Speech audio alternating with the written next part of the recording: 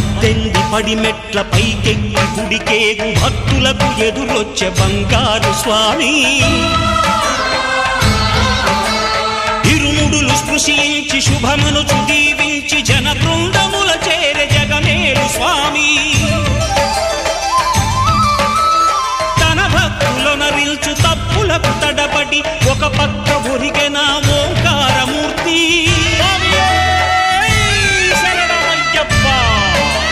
స్వాములందరూ తనకు సాయము కాగా ధీమంతుడై లేచే ఆ కన్య స్వామి